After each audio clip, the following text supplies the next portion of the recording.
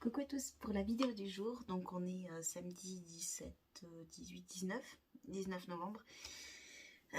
Comme vous avez vu ce matin, on a été se boire un petit café à Starbucks, vite fait, très vite fait parce qu'Evan a fait des siennes. Donc du coup, je vais passer en pont certains des plantes que j'ai achetées. Voilà, les Verrucosum, la Locasia, donc c'est la Silver Dragon, celle-là je crois. C'est pas la Dragon Sky, la Dragon Sky est plus sèche. Donc hier je les ai traitées complètement, mais je les avais laissées dans le substrat.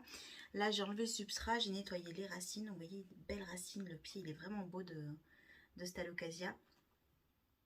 Donc j'ai tout nettoyé et j'ai repassé du coup un coup sur les feuilles pour être sûr d'avoir enlevé bien comme il faut le produit. Et donc du coup on va rempoter tout ça. Je vais garder les petits pots de nursery et je vais juste mettre du pont et mettre ça dedans. Pour l'instant ça va rester comme ça, j'ai pas envie de mettre non trop un pot trop gros, elles vont pas kiffer. Donc du coup j'ai mon pont.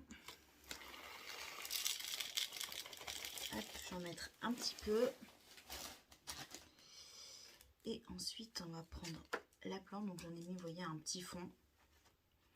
Hop, celle-ci par contre je sais pas si je devrais pas la rempoter quand même dans un pot un peu plus gros. Le truc c'est que j'ai plus de petits pots comme ça. Après j'ai que des pots transparents mais qui sont un peu plus gros. Donc je vais laisser ça comme ça en attendant. Et je pense que d'ici 2 semaines je la mettrai dans un pot un tout petit peu plus gros. Pour l'instant, de toute façon j'ai que ça de dispo. Donc hop. Hop. Donc ouais, du coup je suis plutôt satisfaite. Toutes les plantes ont des belles racines, vraiment. Je suis contente parce que c'était vraiment, encore une fois, la bonne occasion. J'ai d'autres rempotages à faire aussi, mais je pense que je les ferai demain. Je suis pas sûre d'avoir le temps demain, mais... Donc voilà, hop, c'est mis en pont. On met ça dans un petit cache-pot. Ces petits cache-pots-là, il y en a certains sur ma boutique, si jamais ça vous intéresse. Hop là, est-ce que je vous baisserai pas pour que vous puissiez voir un petit peu ce que je fais? Ce serait peut-être mieux comme ça. Ouais, un petit peu mieux comme ça. Donc du coup, hop là. Comme ça en fait c'est parfait. Donc, un petit peu de thon. Voilà. Ah merde, non. Ah zut. Voilà, j'ai fait une connerie. Il y avait un tout petit bébé là, ici, qui était en train de pousser sur le côté. Et en le posant, il s'est il s'est coupé net. Bon, c'est pas bien grave parce que c'était une petite pousse. Je pense que ça aurait pas donné une grosse feuille. Et puis j'en ai une grande là, surtout ici, qui est en train de sortir. Donc du coup, ça devrait le faire. Elle a pas des masses de racines, celle-ci. J'espère que surtout elles vont bien aimer le pont. Ces petites plantounettes.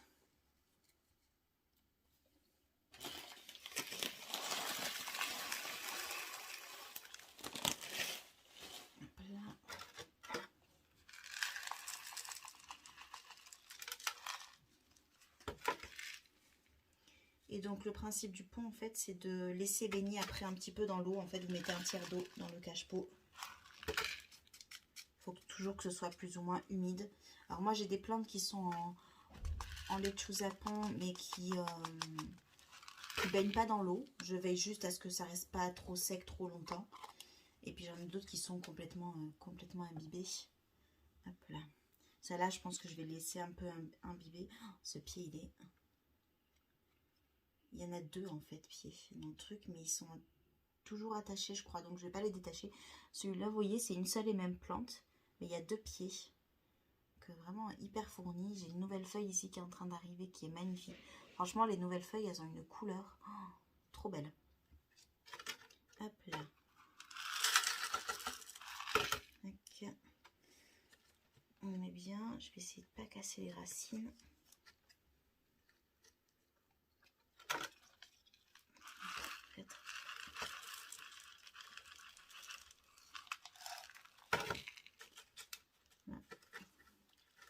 Alors je passe pas toutes mes plantes en pot, hein.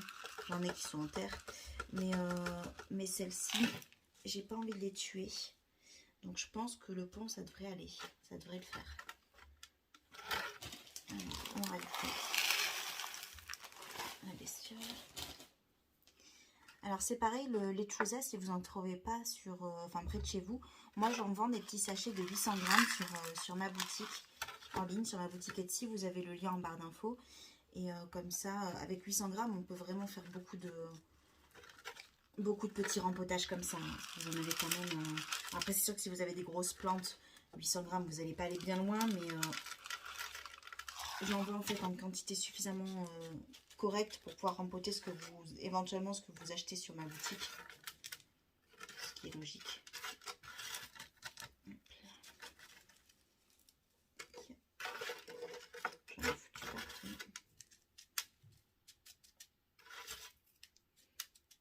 Mais là, depuis là, les 5 rempotages que je fais, c'est avec un sachet de ma boutique, puisque j'ai fait plein de sachets en fait de 800 grammes. En fait, 800 grammes, c'est l'équivalent des sachets 1 litre de sachet congélation d'1 litre. Donc vous avez quand même largement de quoi rempoter plusieurs bébés plantes. Et le Melanochrysum, que je suis en train de finir aussi de passer en pont. Alors c'est marrant parce que le Lechuza, je disais toujours pon avant.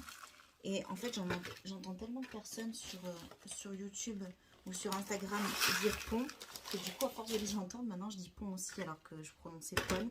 Et je pense d'ailleurs que ça se prononce pon, je sais pas.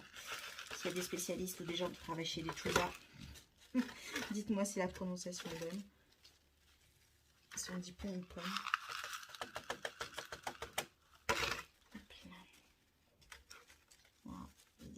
Qui sortent, qui sont pas bien mises. Et voilà. Et du coup, pour faire les 5 rempotages, j'ai utilisé, j'ai même pas utilisé la moitié du sachet de 800 grammes. Donc j'ai dû utiliser 300 grammes pour rempoter les trucs. Vous voyez, c'est des sachets hein, comme ça que je vends.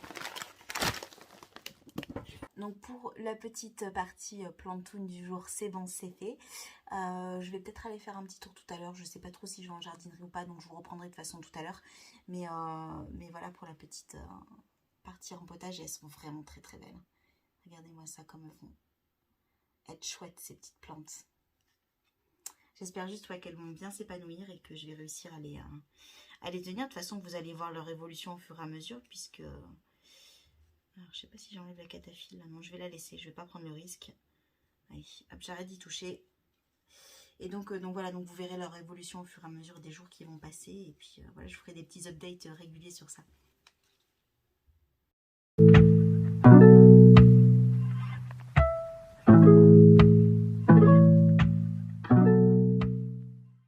Alors du coup, j'étais en train de ranger ce livre.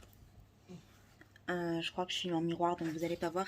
C'est Les Thés meurtriers d'Oxford, pardon. C'est de H... je sais plus comment elle s'appelle. HY Anna. Je sais plus son nom complet.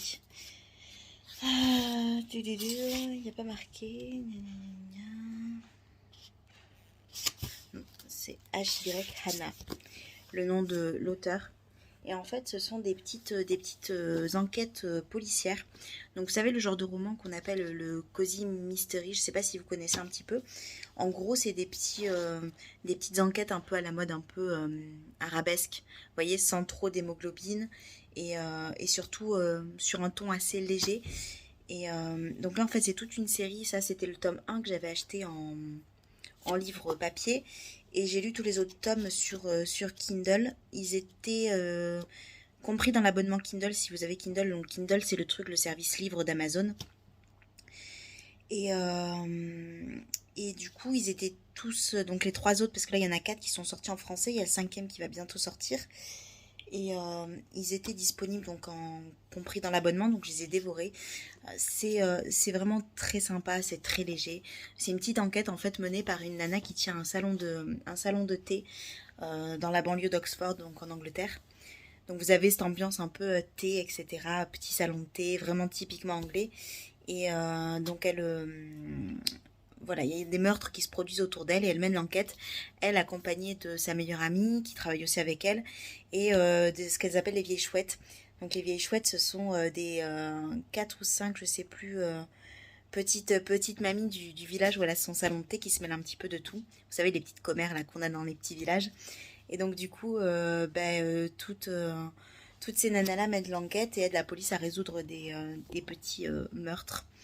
Donc voilà, très très sympa. Si jamais vous aimez bien les lectures, les polars, mais les trucs vraiment légers, vous aimez tout simplement les Cozy Mystery, franchement je vous conseille vraiment celui-ci parce que il est vraiment très très sympa. Vous avez en fil rouge donc la vie de Gemma, donc l'héroïne qui tient le salon de thé. Donc ça c'est le fil rouge en fait, un petit peu sa vie au fur et à mesure des livres.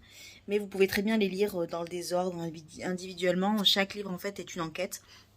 Le seul truc, c'est que vous avez le fil rouge de sa vie qui va peut-être, du coup, si vous les lisez pas dans le bon ordre, déranger un petit peu. Mais franchement, je pense qu'il n'y a pas de, il y a pas de souci sur l'ordre dans lequel vous pouvez le lire.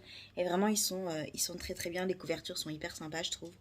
Et voilà, donc celui-ci, vous avez des petits indices à chaque fois sur le thème du meurtre, où c'est que ça va se produire, etc. Et donc voilà. J'allais le ranger dans la bibliothèque et je me suis dit que j'allais vous en parler. Et puis voilà, donc je vais arrêter la vidéo ici maintenant. Il faut que je vous montre mon Burl Marx Variegata que je voulais vous montrer déjà depuis quelques jours.